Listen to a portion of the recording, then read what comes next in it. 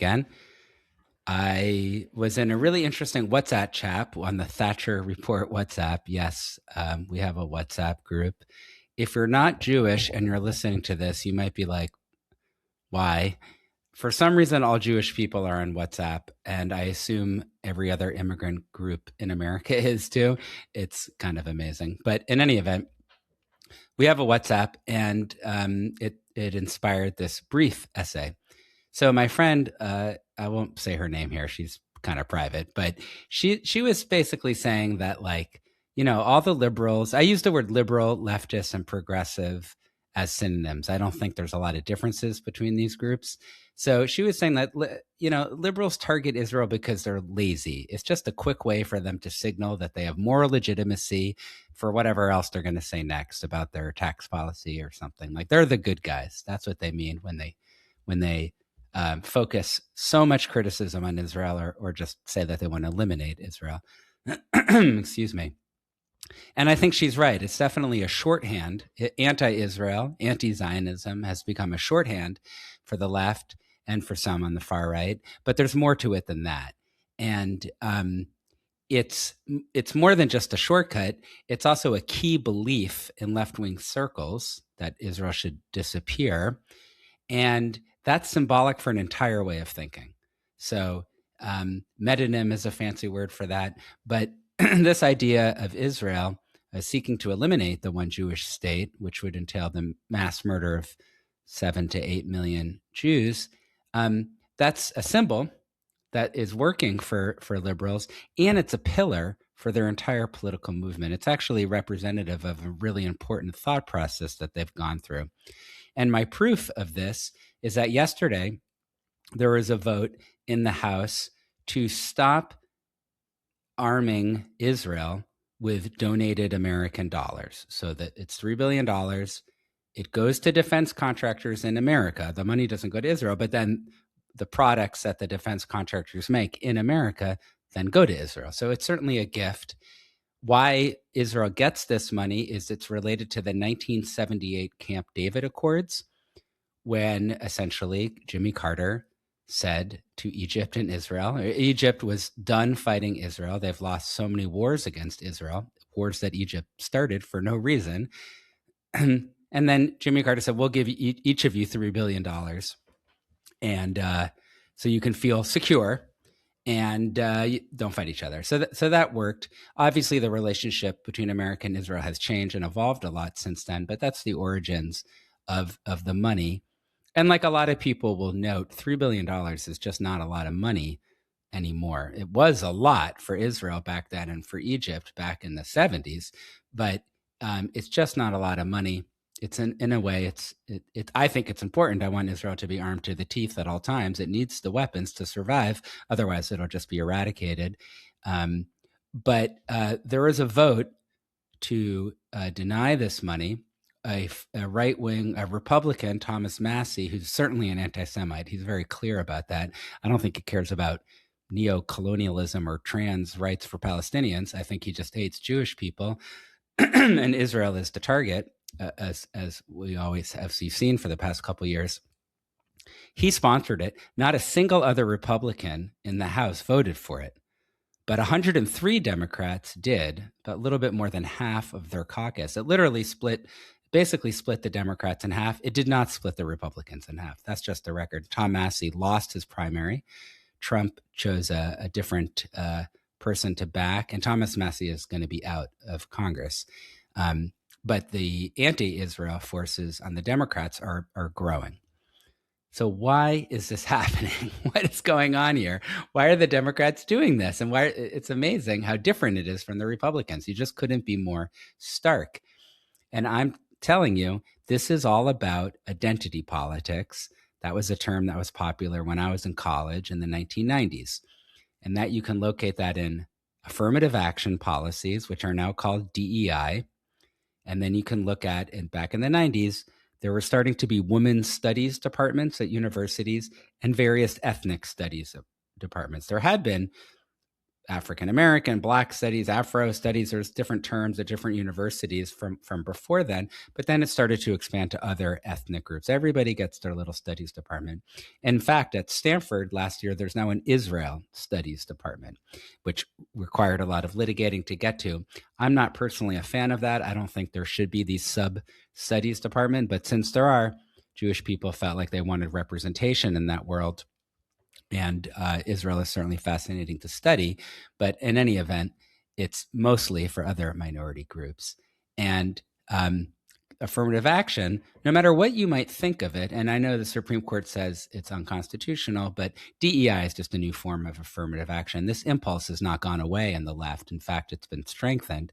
And the impulse is to demote highly qualified white people, Jews, Indians, and East Asians in favor of promoting less qualified Blacks and Latinos. And that's stark, and it's kind of unfair to everybody, including the Blacks and Latinos, but that's what it really is at the end of the day. And if they're equally qualified, let's say, hopefully, well, then the preference goes to the Blacks and Latinos. That's the heart of the matter, but they're not always the same qualifications. It's just not the way reality has shaken out for different ethnic groups in this country. And between that and women's studies or now gender studies and these various ethnic studies group, Chicano studies was something at Santa Cruz at the time, which is kind of a more obscure term for people of Mexican descent in California, various generations. They're all the same thing because they're about group genetics, not individual circumstance. They're not like studying entrepreneurship or something. They're studying, they're kind of navel gazing into these group identities.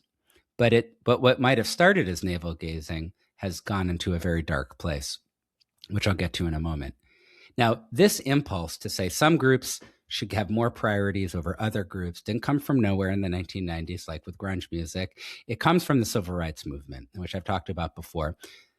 Activists for the civil rights movement didn't fold up their tents after ending segregation and Jim Crow in the 1960s. They essentially took over the entire Democratic Party, half of which used to be super racist, and they moved on to new goals like women's rights, gay rights, and then economic and foreign policies that have environmental policies that have more and more of a racial cast to the policies, even something as you would think off topic like environmental policies.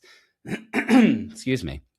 So this all makes sense, right? That the left, they took over the Democratic Party. It's a natural evolution of the party, focusing on women's and gay rights and other things, other economic policies, which makes sense because Martin Luther King Jr. himself didn't only talk about racial integration. He also talked about workers' rights. That's sort of part of the civil rights movement that's been lost in this focus on skin color. He was not focused on skin color. He definitely talked a lot about workers' rights because obviously Black people suffered economically. That was even more than cultural or social exclusion.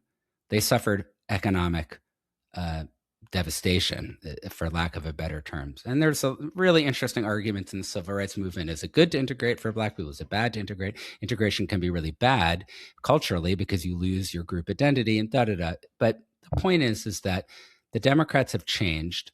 The civil rights movement had a big impact. It kind of remade the party. But now the righting of past wrongs, the correction of past wrongs in this country, like slavery, Jim Crow, segregation, sexism, homophobia, the eradication of Native American tribes and their tribal lands, that has become the pillar of left-wing thinking today. That's the whole kit and caboodle.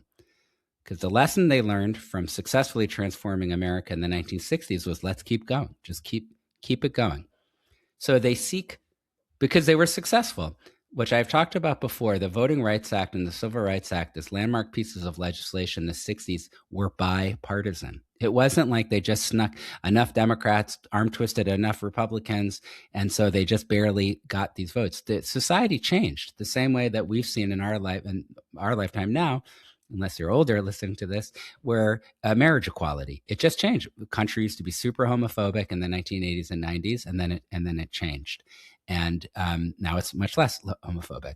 So, but the problem is that the left has gone into looking for new targets. They got marriage equality 2015 with a Supreme Court ruling. It's fantastic. To me, that's the end of the game for the civil rights movement. But no, they're keep going because they're going to correct injustices of the past, right? There's no Jim Crow now. There's no slavery now. There's a lot less homophobia. We have marriage equality nationally. So they're going to focus on group identities and fix the past by favoring or disfavoring people based on their group identities. So it's white, and this is how they divide it. There's white versus black, or whites are better than are considered privileged over blacks. Male are considered privileged over females. Straight, cis, meaning normal gender people, are privileged over queer and trans people. Here's a doozy. Secular Christians, Jews, Hindus, and Buddhists are privileged over Muslims who are beleaguered because of Islamophobia, and they're treated horribly, apparently. And then, of course, citizens have privilege over immigrants. So they kind of divide these groups and they pit them against each other with a privileged person and a marginalized person or identity.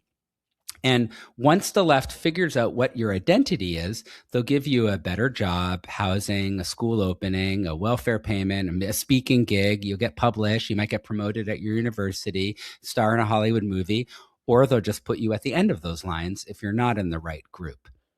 And it's mostly genetics and a little bit national origin and religion, but it's mostly genetic. And it's a really crazy way to think about politics. It's horrible. It's just horrible, but I can't understand any other way to look at DEI. And how this works is that, it seems nuts what I'm saying, but if you're at the end of the line, you get a really good view at all the people ahead of you. You just do, I'm telling you.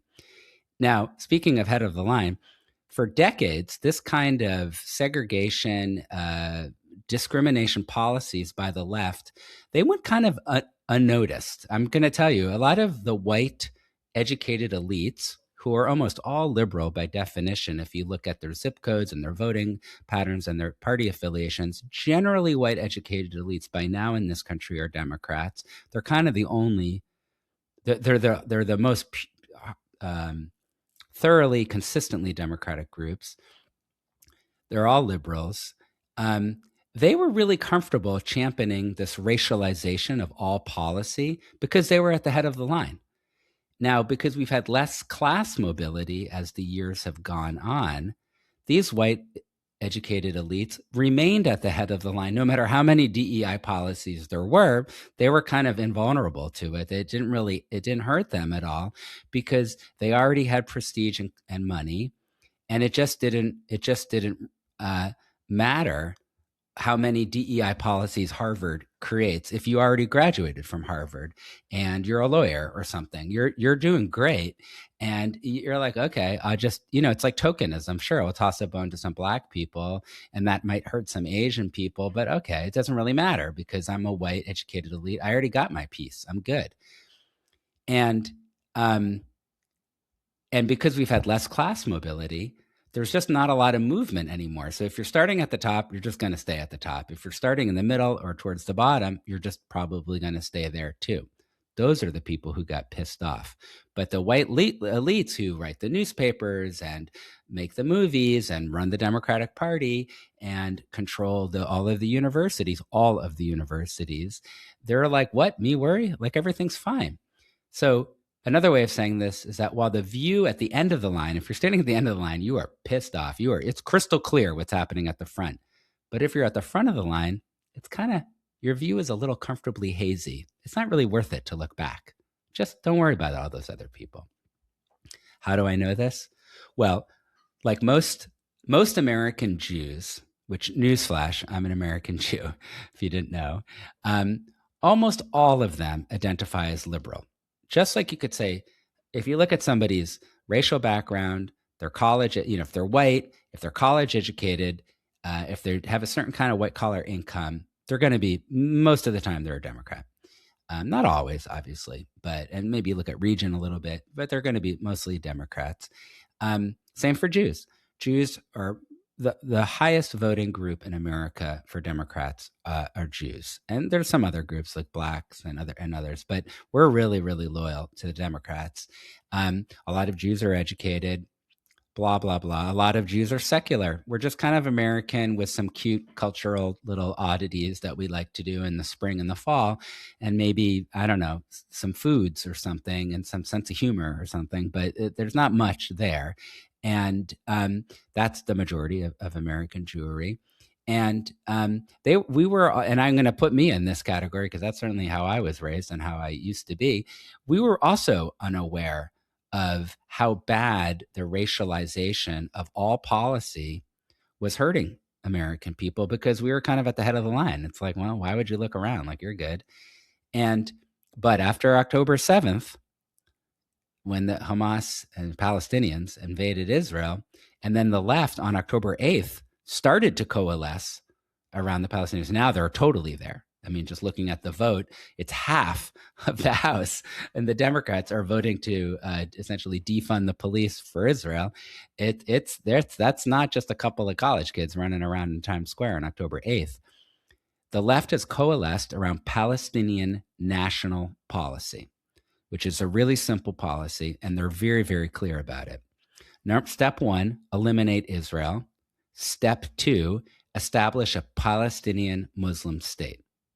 That's their policy. They voted for it many, many times. There's lots of analysis of the radicalization of Palestinians, but I'm telling you, that's the policy. Hamas is popular.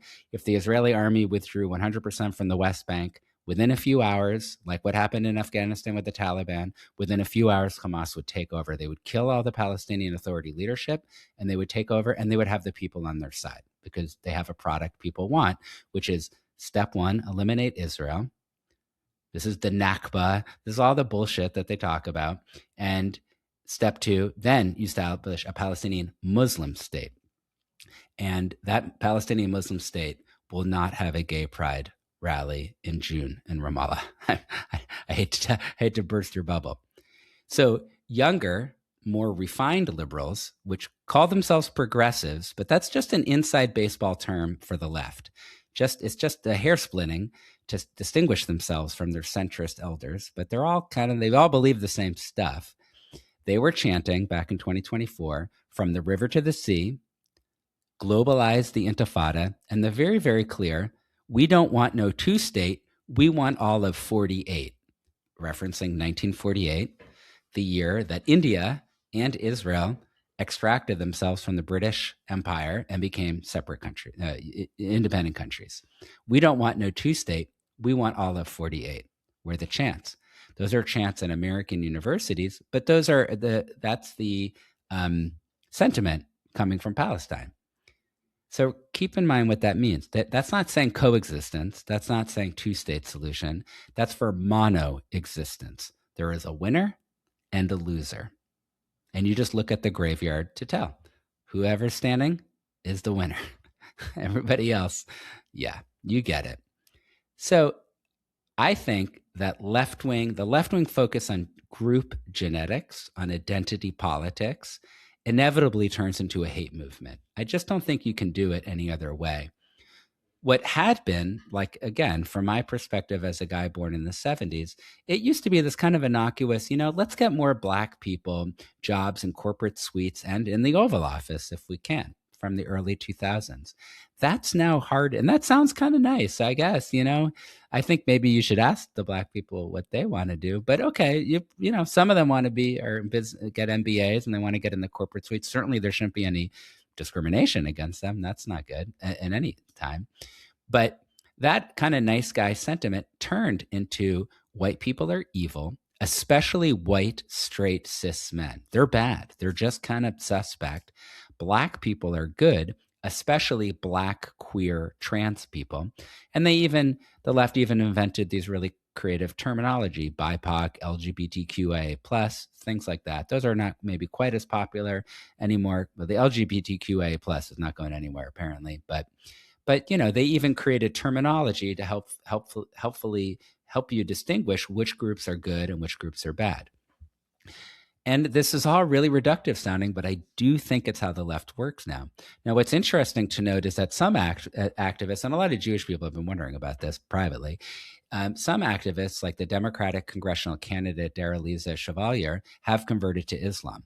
It's not a mass movement. It's just happening to a few individuals, but it makes a lot of sense in the left-wing game of identity superiority. Because remember, Christians are oppressors and bad. Muslims are victims and good. That's the logic. Now she married a Muslim Arab guy who's in the Zohran Mamdani administration. So who knows? She has her own individual reasons. You can't extrapolate too much on one person, but it makes sense that they're all wearing the keffiyehs. Why not just start going to a mosque too? Aren't you curious about the culture that you're co-opting for your social justice movement? When it comes to Islam, it's an incredible inversion of 9/11 and of just global geopolitics. There are billions of Muslims in the world. They are not a beleaguered minority. There are billions of them. They're on the periphery of the Muslim world. They're at war with every other non-Muslim culture. If you look at a map, draw a circle, note the location of most wars. Now, these wars don't get a lot of attention in America, and they're smaller, but that's what's happening all over sub-Saharan Africa. That explains the constant warfare and tension between Pakistan and India, and obviously between the Arab Muslim world and Israel.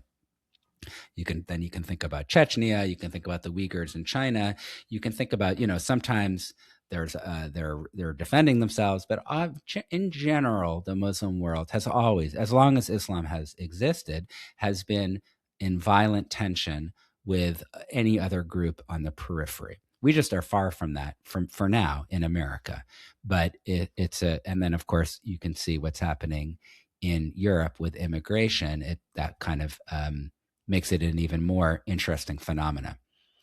But the point is that the belief that some people are better than others, based either on their inherent supremacy or their inherent victimhood, is not rational. That's crazy. It's like a mystical belief. It's like a religious, I don't know what it is. It's nuts. Religious Jews who understand the Torah, the Hebrew Bible, religious Christians who also understand the Hebrew Bible, like Martin Luther King Jr. is a great example, and secular American patriots, people who just are in this country. It doesn't matter about the religion. They just love America. We all agree on a really important concept that all people are created equal. It's just a core insight of the Hebrew Bible. And later, thousands of years later, with the rise of the Enlightenment, it became a core belief of classical liberalism, right? We should be citizens. We should have rights, no slavery, no serfs. People have property values, the ability to own property rights. And that's classical liberalism. That's the world we live in now, where you get to vote and you can own something, and you have protections against the state. Ironically, contemporary liberals are now against this concept of equality of classical liberalism. Now, they don't agree with me. They'll say, no, of course we're for equality. We just want to promote certain groups so that they get to becoming equal. Well, the devil's in the details. That means if you're going to promote certain groups, you have to demote other groups. And really, you should be able to prove it. Okay, prove it. Prove that there's systemic racial inequality and show me how you can fix it. Prove it, like with economic studies or something. And I just don't think it's provable. It's just too complicated to try to say we're going to promote somebody and demote somebody based on their genetics to fix and to get to equality. We're going to be racist to be not racist. It just doesn't work. This is a digression from the essay, but I'm against discriminatory policies because I just don't think they can work. I think they're unworkable. I'm also against the death penalty for a similar reason. I think it gives too much power to government to decide to kill somebody. Certainly, many people deserve to die for heinous crimes. I'm very okay with them being killed. But it's really hard to prove, really, really beyond any type of suspicion, that that's the case, that person is really guilty. I just think it's too hard. And there's obviously talking about racism. I don't know, but it's usually Black people who are dealing with the death penalty more than any other groups. And there's lots of complicated reasons why. But it smells a little off. I think that's fair to say.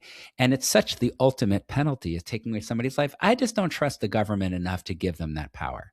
Sure, like I said, I think it's good for some people to be killed for a heinous crime, but I just don't want to give the government that power.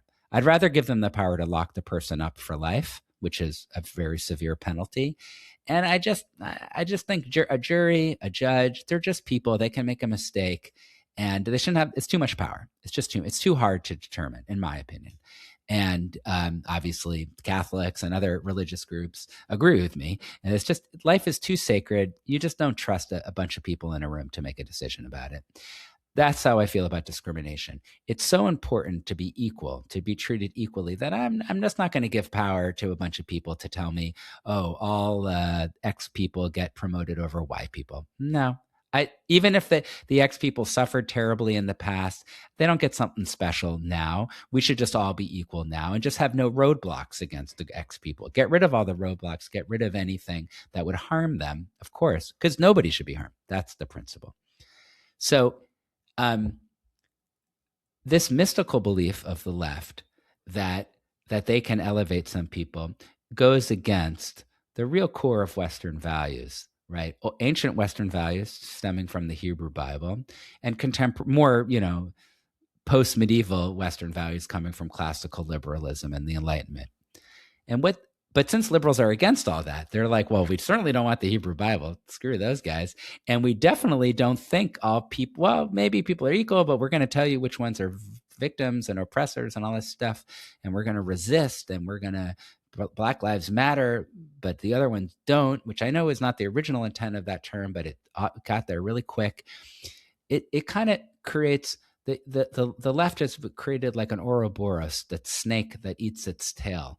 They've just become, another crude way to say it is a circular firing squad, but they've just kind of degraded because they have no more ethical values that I can identify. So an example of the degradation of the left is weak centrist power brokers like Chuck Schumer, Nancy Pelosi, Hakeem Jeffries, these are Barack Obama. These are really important leaders. Many of them endorsed Graham Plattner, right? And now many of them have endorsed Abdul El-Sayed in Michigan, and we'll learn the outcome of that primary on August 4th. These men, and let's just say Graham Plattner, because more people know about him than El-Sayed. This man, Plattner, was deeply flawed. It was very obvious how flawed he was for a really long time. And he's based his entire political career on hating centrist power brokers. That's his thing. He doesn't talk that much about Republicans. He's in Maine. There's not a lot of Republicans he needs to worry about. There are some, but not enough. His whole thing is that he hates the centrist power brokers. Well, the centrist power brokers endorsed him.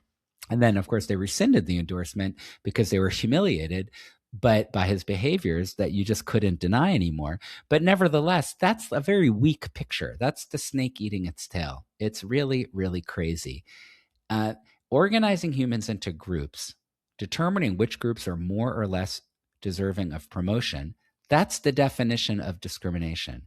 And what I've noticed, what started maybe soft and fuzzy in the 90s, now it's just open discrimination. I mean, just talk to a Jewish person if you want to get a perspective. And it ultimately leads to violence. That's why we're seeing so many left-wing attacks against the president, Charlie Kirk, police officers, ICE officers, and of course, Jewish civilians all across this country. And the attacks, some of them are violent attacks, those get a lot of press attention, but a lot of them are just being excluded from spaces. Oh, anti-Zionist, so college kids can't say the word Israel out loud. Another brief digression from the essay. I think I talked about this once before. I went to a dinner party, like a little gathering for Jewish alumni of Stanford. And this young student came and talked to us just to tell us what's going on in campus, because we're all, gray hairs and we're so curious.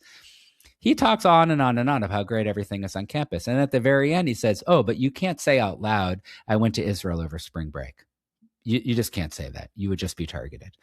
So it's like, okay, so your buddy can say, I went to France for spring break, or I went to Montana for spring break, because these are Stanford kids. They get to do fun stuff like that. But you can't say I went to Israel because you're Jewish and that's your homeland, or your cousin lives there or something. And it's like, yeah. You just wouldn't say that. That wouldn't be a very smart move, because you're being excluded. You're being oppressed, not by Republicans on campus, by the left wing. That's created this kind of weak snake eating itself.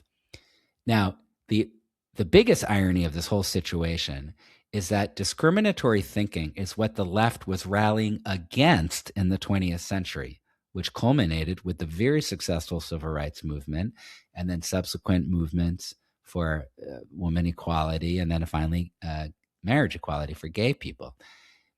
So they were against discrimination because discrimination was perceived as bad. But since then, they've completely abandoned the ethos of nonviolence by Mahatma Gandhi and of equality of Martin Luther King Jr. And instead, they're focusing on group identity, not morality, and universal human rights, which is what I believe in, because that's what's in the Torah and that's what's in my heart, which I know is just right. We're all equal. We're all equal, tall and short, fat and skinny, black and white, smart and not so smart, whatever, fully physically capable, fully disabled. We're all equal. But the left does not, they might say they agree with that, but their behavior is discriminatory and exclusionary.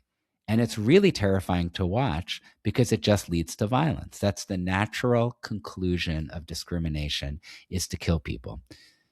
And just look at the history of this country. Speaking of painful history, look at the KKK. They had a lot of good reasons, according to them, for promoting their fraternity and their brotherhood. And they had tons of stuff that they didn't think they were bad guys. They thought they were good guys. And then their buddies in Europe, in Germany, also thought they were good guys. How long did it take the Germans to take over essentially the European continent? A couple years? So many, many people thought that this was the good way to go. And that's terrifying from a minority perspective, because you're just going to get killed. And it's terrifying just from a human perspective to think that it's okay to annihilate people because they have the quote unquote wrong identity. It's not a good way to go. And I'm going to be shouting about this probably for the rest of my life, because I don't see a single example of anyone on the left talking about ending DEI type of discriminatory policies. I just don't see it. Forget about Israel, forget about trans, forget about all these other hot button issues, which are all really important pillars of or symbols of their belief system. Nobody is talking about ending discrimination. They won't even acknowledge that they're discriminatory. And I'm telling you, this is the core of the problem of the left. Now, I know all about this, and I'm trying to convince you of it, because I'm late to the game as a Jew, and as an educated elite. Working class whites and many, many, many straight men of all types have been saying this, have been excluded for decades under this encroaching discriminatory framework of the left. People have been, there's a problem with boys. People have been talking about that for a long time, how boys are treated in school and things like that. And then obviously the working class, it doesn't matter about their skin color. Most working class, I mean, there are many white working class people, but much higher percentages of ethnic minority groups are working class, Blacks, Latinos, and so forth.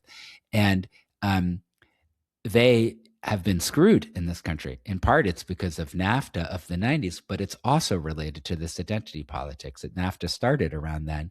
I don't know that NAFTA is related to identity politics, but what I know is that if you just are focused on racial identity grievances, like for XYZ minority group, you're missing the whole fact that working class people are getting screwed.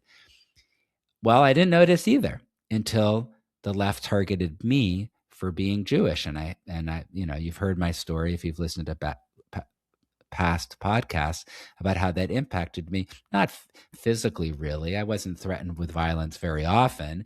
It just once or twice. It was really more about just the exclusion and trying to figure out identity and just being canceled, basically. The sad reality is the liberal movement. So the liberals basically let me know, as they already told the white working classes and all working classes and straight men, that we were worthy of exclusion based on how we were born, because that serves a greater moral good of correcting slavery, of freeing Palestinians to live in this peaceful utopia with trans leadership or whatever their vision is, and fixing colonialism, right? So we're going to support Palestinians because colonialism is bad. They think they're the good guys. They're positive they're the good guys because their discrimination is not because they think they're supremacists. They think that they're fixing a past brokenness, slavery, like I keep saying. So they're not the supremacists, but they're morally in the right. This is like, I don't know, but this sounds like in what you study, like Catholic colonialism of South America, where they're like saving the pagans from their pagan ways by introducing them to Jesus and monotheism and Catholicism. They're not the bad guys. Yeah, you might have to kill a bunch of natives to get them to agree with you, but eventually some of them will agree. I mean, this is a really, really similar way of thinking. It's absolutely terrifying that majorities in blue states support all of this. They don't really question it. That's why we're seeing so many problems in blue states for disfavored groups. Until the left abandons identity as the basis for their prescription to cure all these past crimes, they themselves become the criminals. And that's what I think is happening right now. It seems nuts to say this, but the left wing has become a hate movement. And I don't want to alarm you too much, but I just think that's the nature of it. And there's obviously hate on the right too. Some of the statements by J.D. Vance recently are very, very troubling. We'll see. But you got to look at the votes. The votes are not the Republicans voting for this stuff. It's the Democrats. It's half of the Democrats in this one example of Israel. But if you look at trans or other things, the problem mostly is on the left. And that's what I'm focused on as somebody who knows about the left. Thank you so much for listening. Have a great rest of your day.